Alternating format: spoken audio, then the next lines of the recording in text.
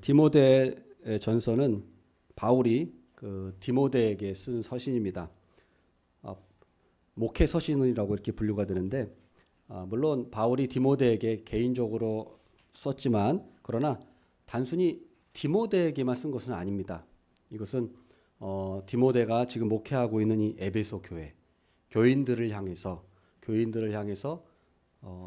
얘기하고 있는 거예요. 그 내용을 보면 알 수 있어요. 그래서 그 단지 뭐 디모데 개인의 그런 얘기가 아니고 에베소 교인들에게 얘기하는 거예요. 그리고 에베소 교회가 지금 품고 있는 문제들, 여러 현안들에 대해서 바울이 지침을 주는 거죠.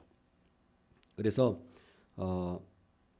이 디모데 전서를 보면은 크게 이제 6가지 주제로 나눌 수 있는데, 첫 번째로는 이제 교리에 대해서 바울이 이제 얘기를 합니다. 오늘은 제가 이 첫 번째로 교리에 대해서 말씀을 드릴 것입니다. 두 번째로는 이제 공적인 예배에 대해서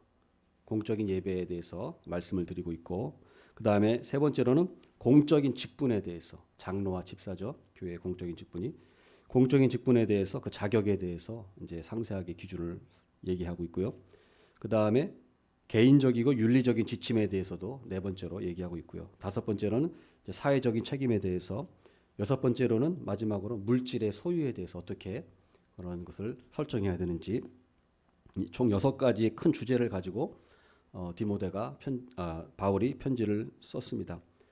그래서 총 6주에 걸쳐서 제가 디모데 전서를 강의할 계획입니다. 첫 번째로 바울이 첫 번째로 바울이 관심을 가지고 디모데에게 얘기한 거, 또 에베소 교회에 쓴 내용이 무엇인가? 그것은 바로 교리에 관한 것이었습니다. 교리.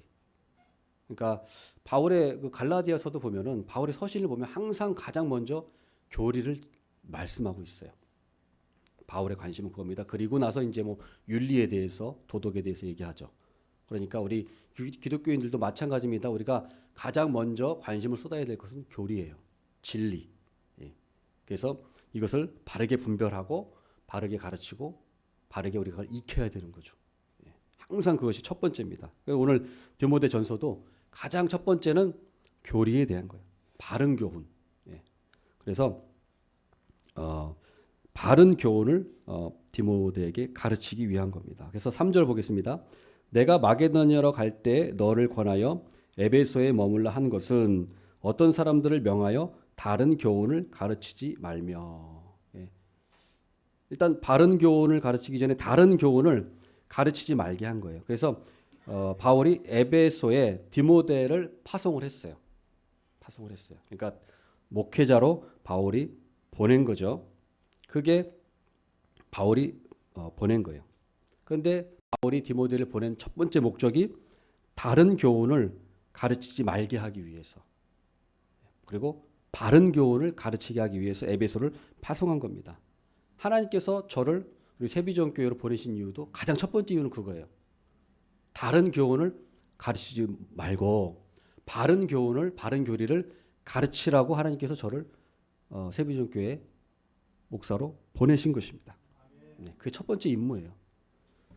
그래서 또 여기서 보면은 명했다고 여기서 명했다. 그래서 그 3절에 보면은 어떤 사람들을 명하여 다른 교훈을 가르치지 말며. 그러니까 바울이 명령이다, 이거는.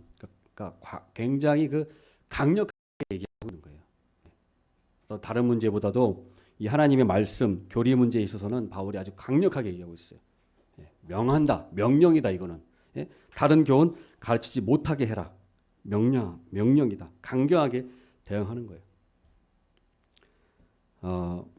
바울이 이 에베소 이 교인들을 사실은 이 디모데전서를 쓰기 전에 언제 만났냐? 5년 전에 이 에베소 교인들, 장로들을 만났어요. 그게 이제 사도행전 20장에 나오거든요. 사도행전 20장에 보면은 바울이 밀레도에서 에베소 장로들을 청합니다.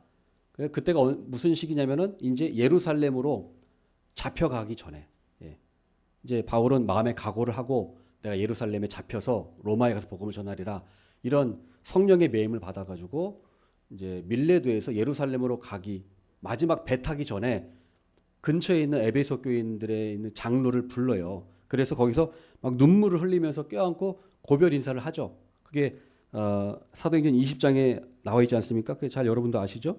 그때 바울이 무슨 경고를 합니다. 그때 뭐라고 경고하냐면 사도행전 20장 29절에 이렇게 나옵니다. 제가 읽어드리겠습니다. 내가 떠난 후에 사나운 이리가 여러분에게 들어와서 그 양떼를 아끼지 아니하며 또한 여러분 중에서도 제자들을 끌어 자기를 따르게 하려고 어그러진 말을 하는 사람들이 일어날 줄을 내가 아노라. 바울은 이미 예견하고 있어요. 내가 지금 에베소 교회를 떠나지만 여러분들을 떠나는데 분명히 사나운 이리가 여러분들 양떼를 삼키려고 분명히 거짓된 교사들이 출현할 겁니다. 여러분들에게 올 겁니다. 그걸 미리 얘기하고 있는 거예요. 그러면서 뭐라고 합니까? 31절에 그러므로 여러분이 일깨어 내가 3년이나 밤낮 쉬지 않고 눈물로 각 사람을 훈계하던 것을 기억하라. 바울이 에베소 교인들에게 이제 3년 동안 가르치거든요. 두란노 서원을 세워가지고 에베소에서 3년을 가르치는데 내가 3년 동안 쉬지 않고 밤낮 눈물로 각 사람을 훈계하던 걸 기억해라. 예? 그러니까 바울의 가르침. 이 바울의 가르침을 3년 동안 가르쳤는데 그거를 좀 잊지 말아라. 분명히 바울이 그렇게 신신당부를 합니다. 그런데 보세요. 바로 이 에베소 교회에 거짓 교사들이 분명히 침투한 거예요. 그래서 바울이 디모데를 이 에베소 교회에 보낸 겁니다. 물론 바울이 에베소 교회에 편지도 보내고 했어요. 그러나 단순히 편지 가지고는 안 되는 거예요. 이거를 어떤 목회자를 보내서 이걸 바로잡고 제대로 이거를 더 가르쳐야 되는 그런 필요를 느낀 거죠. 그래서 바울이 이 디모데를 보낸 거예요. 왜 디모데를 보냈습니까? 디모데가 바울의 그 가르침을 가장 잘 아는 사람이에요. 디모데는 바울이 그 2차 선교 여행 때 디모데를 데리고 가잖아요. 1차 선교 여행 때 바나바와 바울이 다투어 갈라서고 바나바는 마가 요한을 데리고 가고 바울은 실라와 디모데를 데리고 갑니다. 2차 여행 때부터. 그리고 3차 여행 때도 같이 하고.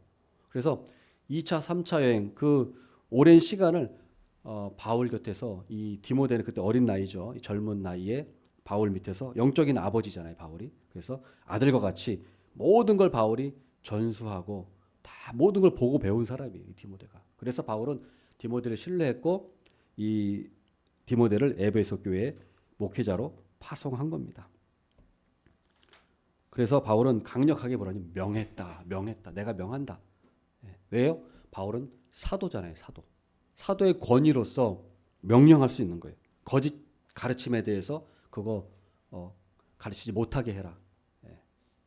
명령입니다, 명령. 이건 권면이 아니라. 그래서 디모데에게도 또 그런 영적인 권위를 심어주는 거예요. 디모데가 나이가 젊은 나이였죠. 지금 이 디모데 교회 에베소 교회 파송됐을 때. 그래서 네 연수함을 업신여김을 당하지 말라 그런 말도 하고 바울이 젊은 나이에 이제 에베소 교회에 파송이 됐기 때문에 바울이 어떤 그런 바울이 보낸 사도가 보낸 그런 영적인 권위가 디모데에게 있다는 것을 또 지지해 주는 겁니다.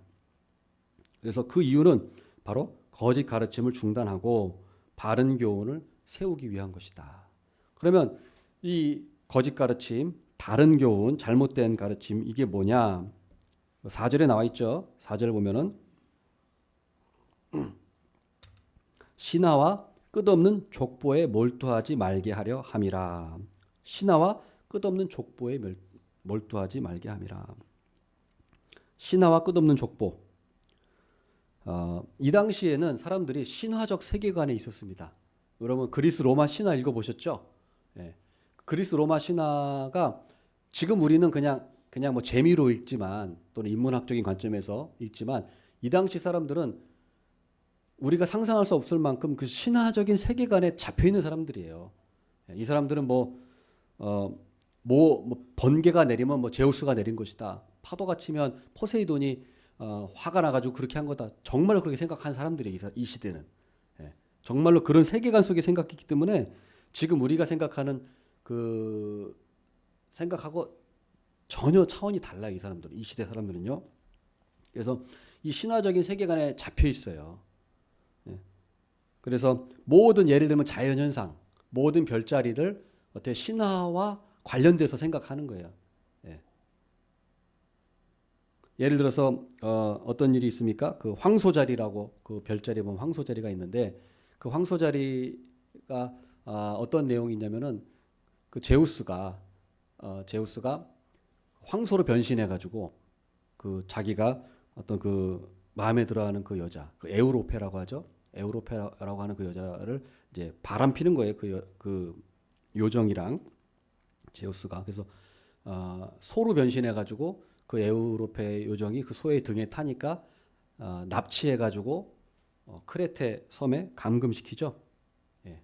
그래 가지고 그걸 기념해 가지고 제우스가 황소자리 별자리를 만들었다고 해요. 그 신화적으로 보면은 그런 것처럼 이런 별자리라든가 이런 것도 다 신화와 연관돼서 이 사람들은 생각하는 이 시대예요. 이 시대.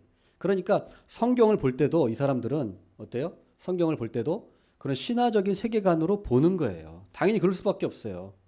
자기가 살던 그 문화, 세계관에 젖어 있기 때문에 성경을 볼 때도 그렇게 보는 거예요. 예. 우리도 그렇죠? 뭐 유교 문화에 절어 있던 우리 조선 시대 사람들, 또 뭐 양반 쌍놈 이런 문화, 또 무속의 문화에 찌들어 있던 그 조선 시대 사람들이 성경을 봤을 때 은연중에 그런 것들을 투영해서 본단 말이죠. 예. 어쩔 수가 없어요, 그거는. 그러니까 이 시대에도 그런 거예요. 성경을 볼 때도 이런 신화적인 세계관에 막 집착을 해가지고 막 이상하게 성경을 보고 자기 나름대로 성경을 막 보는 막 이런 일이 있었던 거예요. 이런 거를 가르치지 못하게 해라. 네? 가르치지 못하게 해라. 그 다음에 또 뭐라고 되냐면 끝없는 족보라고 했어요. 끝없는 족보. BC 800년경에 헤시오도스가 그 신들의 계보라는 책을 쓴 게 지금도 전해지고 있습니다. 저도 그 여러 뭐 조금 읽어본 적이 있어요. 그 신들의 계보라는 책이 보면은 그 제우스가 어떻게 해서 그 내용이 보면은 그 제우스가 어떻게 해서 그 올림푸스의 그 많은 신들 중에 왕이 됐는지, 예. 올림푸스 최고 위치에 오르게 됐는지 그런 과정이 다 나와 있어요. 그리고 또 그 제우스 말고도 또 여러 신들이 있죠. 수많은 그 신들이 어떻게 탄생했는지 그 족보. 그 신의 뭐 제우스가 누구를 낳고 뭐 그런 게 있잖아요. 그런 그 족보들이 적혀 있는 게 신들의 계보라는 책이 있어요. 지금도 뭐 도서관에 보면 책이 있습니다. 그런 것들이 있었어요. 그러니까 이런 족보에 대한 관심, 끝없는 그런 것들에 대해서 관심을 가지고 성경에도 그런 걸로 보는 거예요. 자꾸 이런 게 교회를 어지럽히는 거예요. 이런 거를 좀 못하게 막아라. 그래서 이걸 뭐라고 하냐면 그 4절 마지막에 보면은 이런 것들이 변론을 내는 것이다. 이렇게 되어 있어요. 그래서 신화 끝없는 족보에 몰두하지 말게 하려 함이라 이런 것은 믿음 안에 있는 하나님의 경륜을 이룸보다 도리어 변론을 내는 것이라. 그러니까 우리가 하나님을 참 건전하게 믿고 경건하게 우리가 믿음으로 살아가는 게 우리 목적인데 거기서 자꾸 벗어나게 하는 거예요. 그리고 변론하는 거예요. 자꾸 싸우고 사변적인 거 가지고 그러니까 중요하지 않은 내용 가지고 이제 사람들이 논쟁하고 그러므로 참된 믿음에서 멀어지게 되는 그런 일들이 있었다는 것입니다. 있었다는 거예요. 그래서 우리가 여기서 분명히 알아야 될 건 뭐냐면 바른 교훈과 다른 교훈이 있어요. 바른 교훈과 다른 교훈이 있어요. 우리 성경은 분명히 바른 교훈, 그러니까 바른 교리가 있다고 가르칩니다. 어떤 사람들은 성경 그냥 읽으면 되지 무슨 교리가 뭐가 필요해요. 그런 분이 있어요. 성경만 읽으면 되지 무슨 교리가 뭐가 필요합니까? 그러나 성경을 읽으면 교리가 정립이 될 수밖에 없어요. 예. 그래서 성경은 분명히 바른 교리가 있다. 그리고 여기서 벗어나면 잘못된 교리다. 다른 복음, 다른 교리다라고 분명히 바울은 가르치고 있어요. 그런데 우리는 그냥 성경만 읽으면 되지 무슨 바른 교리, 뭐 잘못된 교리 뭐가 필요하냐? 그럼 그건 넌센스죠, 넌센스. 성경은 분명히 바른 교리와 잘못된 교리를 분별하라고 하는데, 예. 그래서 우리 성경은 분명히 바른 교리가 있습니다. 그게 바로 가장 첫 번째가 사도신경이에요. 사도신경이 역사적으로 가장 먼저 어떻게 보면 가장 간단하고 최초로 생긴 교리입니다. 예. 그러니까 우리는 사도신경을 우리가 고백하잖아요. 그게 바로 교리를 지금 우리가 교리를 배우고 익히는 거예요. 예. 그냥 사도신경이 그냥 뭐 그냥 외우라고 하는 게 아니라 그게 성경의 가장 그 핵심, 최소한의 핵심 엑기스이기 때문에 그거는 우리가 알아야 된다. 최소한. 예. 사도신경을 가르친 거예요. 최초로. 예. 그 다음에 사도신경 이후에도 또 여러 신조들이 있어요. 우리가 그 니케아 신조라고 325년에 만들어진 니케아 신조. 또 451년에 칼케톤 신조. 우리가 그걸 배우지는 않지만 지금 우리가 하지만 조직신학 우리 오후 강좌에는 배울 기회가 있을 거예요.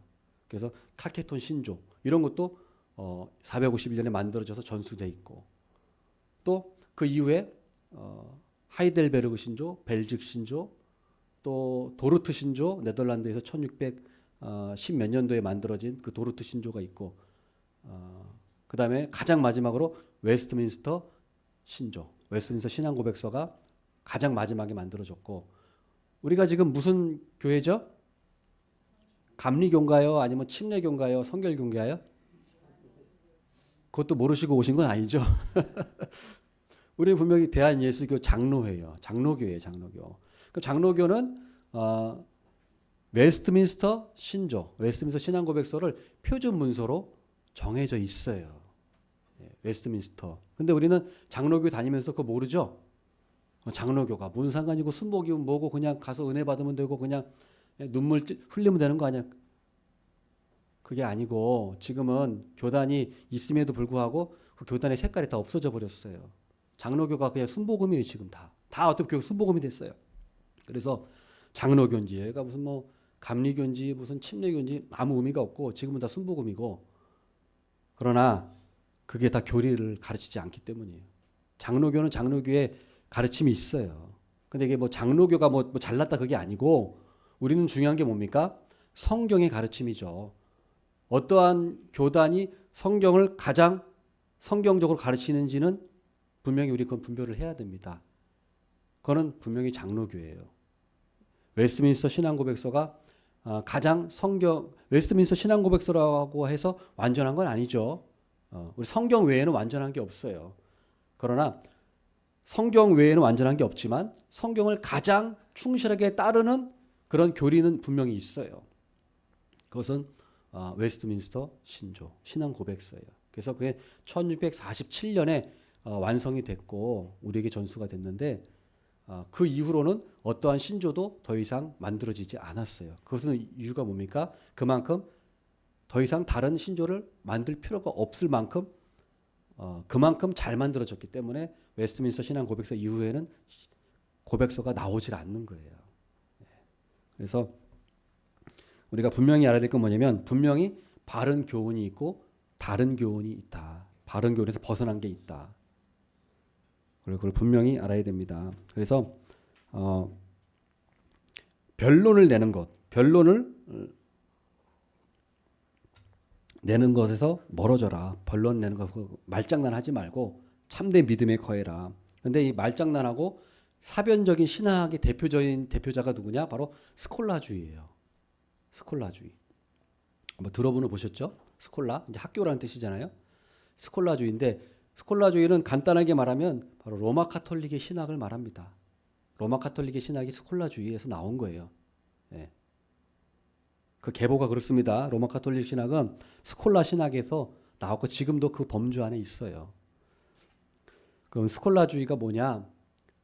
큰 특징으로 세 가지가 있어요. 이건 중요하기 때문에 말씀드린 겁니다. 첫 번째로는 스콜라주의는 신앙과 이성의 주객이 전도돼 있어요.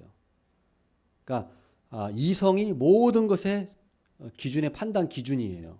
우리의 판단 기준이 뭐가 돼야 되죠? 우리는 성경이 돼야 돼요. 계시, 성경.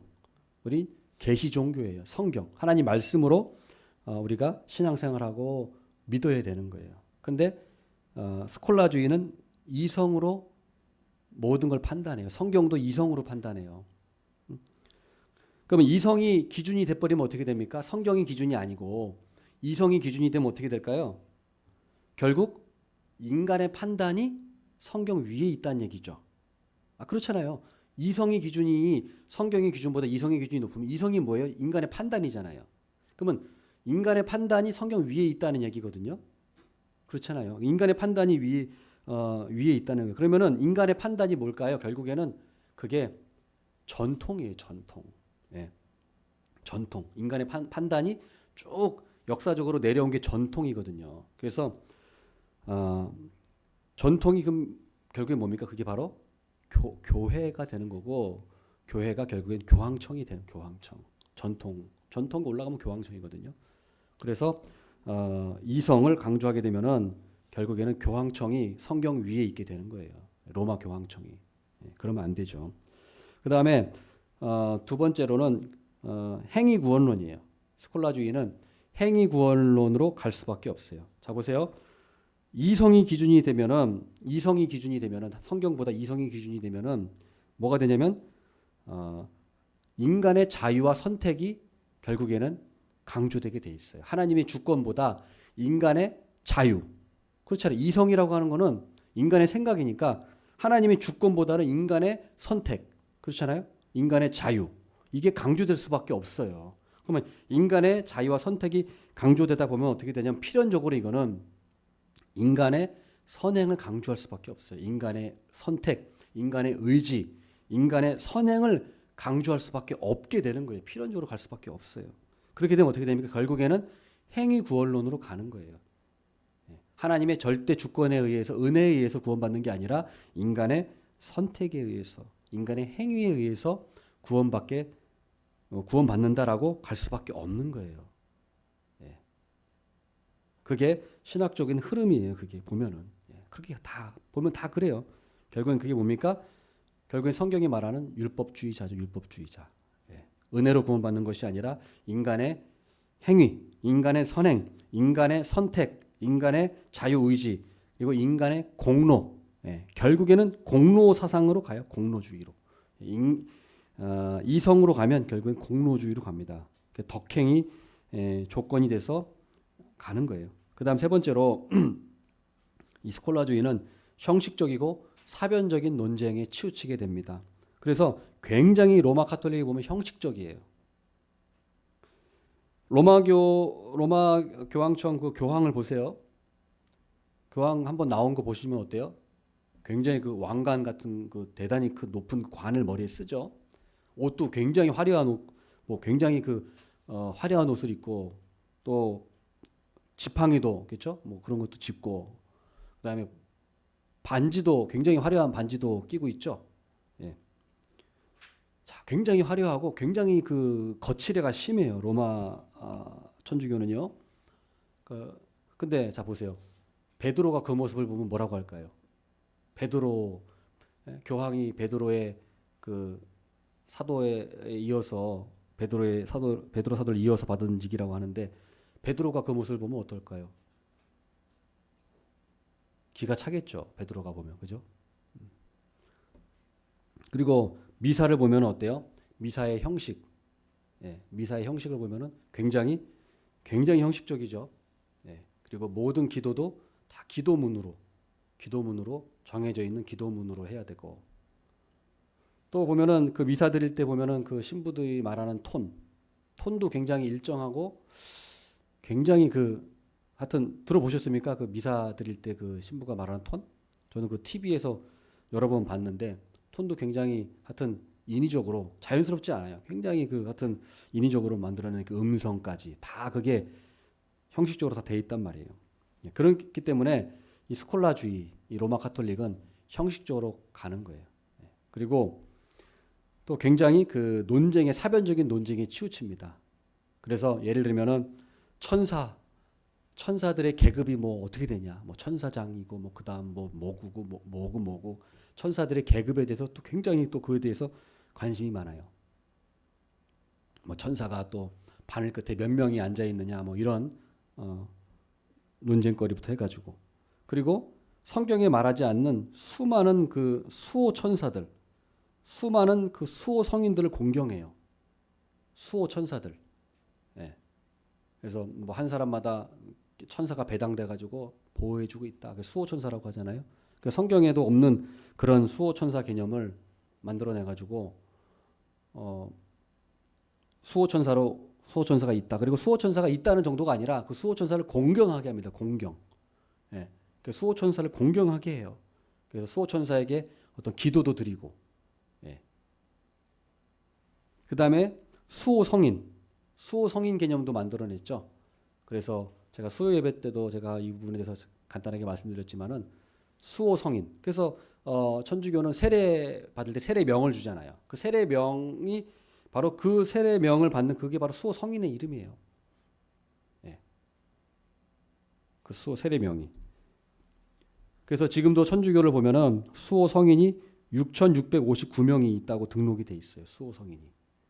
성경에는 그런 수호성인의 개념이 없습니다. 예, 없어요. 다 그걸 만들어낸 거예요. 다.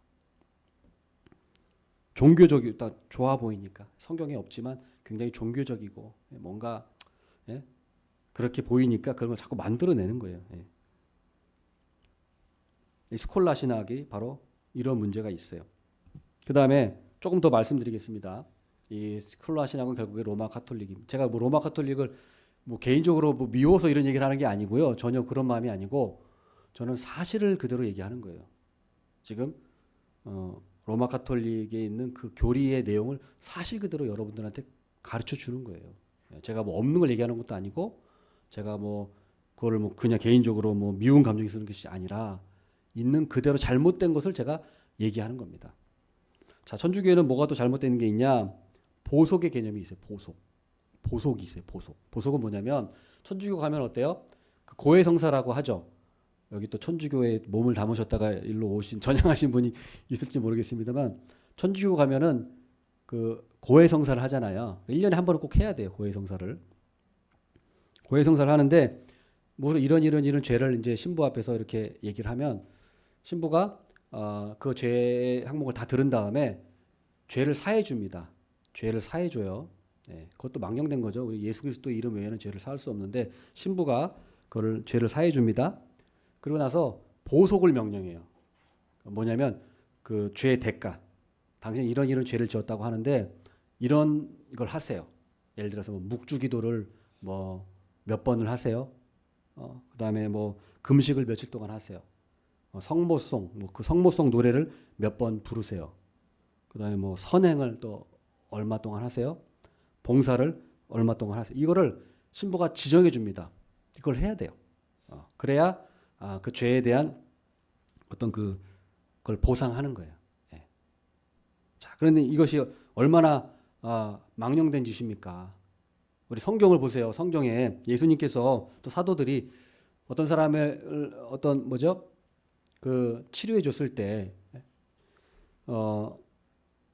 그런 것을 요구한 적이 있습니까? 예수님께서 중풍병자를 치유하신 다음에 내 죄사함을 받았느니라 하신 다음에 그 다음에 너는 아직 부족하다. 너는 가서 저 금식을 한 3일 하고 와라. 그 다음 너는 뭐 묵주기도를 너는 좀 하고 봉사를 좀 하고 와라. 예수님께서 그 중풍병자를 고치시고 구원해 주신 다음에 그런 요구를 하셨습니까? 없잖아요. 없어. 1절 없어. 예수님의 기적 이후에 예수님께서 너는 죄사함 받았지만 그것만은 부족하니까 너는 가서 좀 선행 좀 하고 와라. 뭐 금식 좀 하고 와라. 예수님께서 이런 명령을 하신 적이 있나요? 성경에? 있으면 좀 가져와 보세요. 없어요. 사도들도 있습니까? 사도들이 베드로와 요한이 성전 미문에 앉은 안전뱅이를 고치고 나서 내게는 금과 은은 없거니와 나사렛 예수 그리스도 이름 명하는 일어나 걸어라 하고 이 사람이 걷고 믿음을 가지고 구원 받았잖아요. 그때 사도들이 너는 아직 부족하니까 가서 좀 금식 좀 하고 와라. 이런 명령을 사도들이 내린 적이 있습니까? 없잖아요. 예수님도 한 적 없고 사도도 한 적이 없어요. 근데 지금 신부들을 로마 교황청 천주교는 뭐 하는 거예요 지금? 성경에도 없는 망령된 짓을 명령하고 있는 거예요. 자 보세요. 얼마나 그러니까 성경을 모르면 그냥 뭐 종교니까 그런가 보다 뭐 신부니까 그런 거 명령 내릴 수 있겠지. 성경을 모르니까 성경을 조금만 읽어봐도 그런 게 없는데 우리 그런 걸로 어때요? 우리가 죄사함 받는 게 아니라 우리는 오직 예수 그리스도의 이름과 믿음으로 말미암아 너를 낫게 하였느니라. 베드로가 분명히 얘기했잖아요. 오직 예수 그리스도를 믿음으로만 우리가 구원받지 거기에 뭘 덧붙일 필요가 없는 거예요. 뭐 금식을 더 해야 되고 뭐 봉사를 더 해야 되고 선행을 더 해야 되고 묵주기도를 해야 되고 뭐 찬송을 불러야 되고 이런 벌을 받는 게 아니에요. 그건 벌이 아니라 어때요? 그건 어때요? 그런 거는 믿고 나서 우리가 감사함으로 우리가 봉사도 할 수 있고 선행도 할 수 있고 그렇죠? 뭐 헌금도 하고 금식도 하고 그런 감사한 마음으로 우리가 하는 거지. 죄사함 받은 다음에 좀 부족하니까 그걸 보충해라, 보속해라 이게 아니잖아요. 성경 그게 엄청난 차이예요. 그건 망령된 짓이에요. 예수 그리스도의 피가 그것으로 완전한데 그게 부족하다고 여기는 거예요. 그러면 그러니까 부족하니까 네가 선행으로 그걸 메꾸라는 거 아니에요. 지금 그럼 예수 그리스도의 피가 완전하지 않다는 거면 얼마나 망령된 짓입니까? 예수 그리스도의 보혈의 피가 완전하지 않다는 것은 얼마나 망령된 짓이에요. 신성모독이죠. 끔찍한 거예요. 그걸 모르면 그게 아무것도 아닌 것 같지만 알고 나면 그건 진짜 그거 하면 안 되는 짓이구나.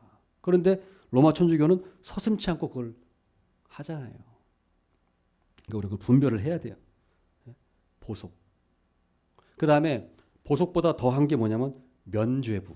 면벌부라고 해요. 면죄부라고 했지만 정확한 건 면벌부라고 하는 거예요. 면벌부. 근데 여러분 면벌부가 지금 있을까요? 없을까요? 로마 천주교에. 지금도 있습니다. 중세시대 때 면벌부 판매했잖아요. 그 베드로 대성당을 짓기 위해서 돈 내라고 사라고 면벌부 돈 내고 사라고. 예? 근데 지금도 로마 천주교는 면벌부를 지금도 발행하고 있어요. 그러니까 중세시대 때 그것 때문에 촉발이 돼서 종교개혁이 일어났잖아요. 루터와 칼빈을 위해서. 근데 지금도 면벌부가 있어요. 근데 다른 게 뭐냐면 로마 카톨릭이 자기들도 조금 이제 성경이 잘못됐다는 걸 아니까 돈 받고 면벌부를 팔진 않아요. 지금은. 종교개혁 이후에는. 돈 받고 팔진 않는데 대신 면벌부를 돈 받고 팔진 않지만 대신 성지순례를 갔다 오거나 또는 특별한 선행을 하거나 또는 뭐 희년이거나 어떤 그런 천주교가 정한 절기가 있을 때 그때 발행을 해요. 지금도 교황청에서. 자, 그러니까 이 면벌부는 뭐냐면 이 보속행위를 안 해도 돼요. 면벌부가 있으면 보속행위를 패스하는 증서의 증서를 발행해 주거든요. 그런 짓을 하는 거예요. 그리고 이 면벌부는 연옥교리와 관련돼 있어요. 연옥교리.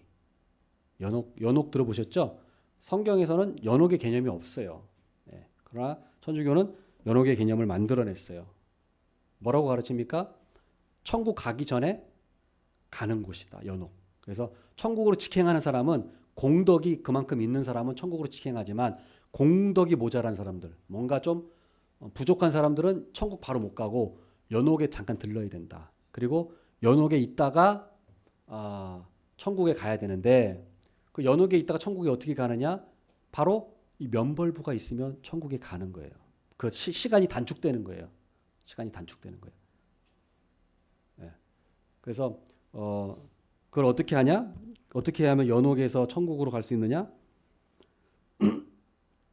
지상에 있는 성도들이 기도해 주거나 가족들이 기도해 주거나 또 미사에 참석하거나 또 선행을 하거나 어떤 여러 공덕을 쌓으면 면벌부를 획득해서 그 면벌부를 획득하면 연옥에서 천국으로 갈 수 있다라고 지금도 가르치고 있습니다. 지금도. 좀 이해가 안 돼요. 지금도. 그래서 연옥교리는 그 잠벌 남아 있는 잠벌 그 잠벌을 없애야 된다. 없애야 천국에 갈 수 있다라고 가르치는 거예요. 그래서 자 보세요. 얼마나 우리가 지금 제가 이 스콜라주의 결국엔 로마 천주교입니다. 이것에 대해서 제가 많은 부분을 잘못된 부분을 제가 얘기를 했어요. 그러니까 우리가 이 부분들은 바로 뭐냐면 미신이에요. 미신. 이런 걸 미신이라고 하는 거예요. 천주교는 아직도 미신 속에 있는 거예요. 미신에 찌들어 있는 거예요.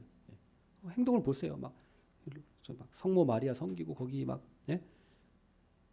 십자가를 미신처럼 섬기고 그 동상을 막 미신처럼 거기 집에 모시고 완전 미신이잖아요. 이런 것들에서 벗어나야 된다. 이런 것들에서 벗어나고 그러면 대신 뭐가 돼야 됩니까? 우리는 자, 5절에 보십시오. 5절. 이 교훈의 목적은 청결한 마음과 선한 양심과 거짓이 없는 믿음에서 나오는 사랑이거늘. 이 교리의 목적은 뭐냐면요. 우리가 교리를 뭐 잘 알아서 뭐 똑똑한 척 하려고 그런 게 아니라 우리가 참된 교리를 배우는 목적이 있어요. 참된 교리를 배우는 목적이 뭐냐? 그것은 바로 우리가 참된 믿음, 그리고 착한 양심을 가지기 위해서인 거예요. 그러니까 우리가 참된 믿음을 가지려면 참된 교리에 있어야 되는 거예요. 그렇지 않으면 미신으로 흘러가요.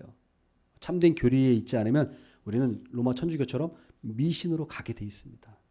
그러니까 바른 교리가 바른 믿음으로 인도하는 거예요. 바른 믿음으로, 참된 믿음으로. 그리고 참된 믿음이 있어야 선한 양심을 가질 수 있어요. 선한 양심. 선한 양심이 있어야 진정한 사랑으로 갈 수가 있는 거예요. 그러니까 우리가 가장 첫 번째는 우리가 참된 교리에 우리가 있는 것, 참된 교리를 배우는 것, 그래서 참된 믿음에 거하는 것, 그래서 참된 양심에 이르고, 그래서 진정한 사랑으로까지 나아가는 것, 이것이 중요한 것이고, 바로 사도 바울은 디모데에게 이것을 가르치라고 명령한 것입니다. 이것을 가르쳐 명령한 거예요. 그래서 이 가르침은 우리에게도 동일합니다. 이것을 우리가 마음에 새기고 미신에 자꾸 빠져 있는 것이 아니라 참된 믿음과 참된 교리, 신앙에 붙들어 있는 우리 모두가 되기를 바라겠습니다.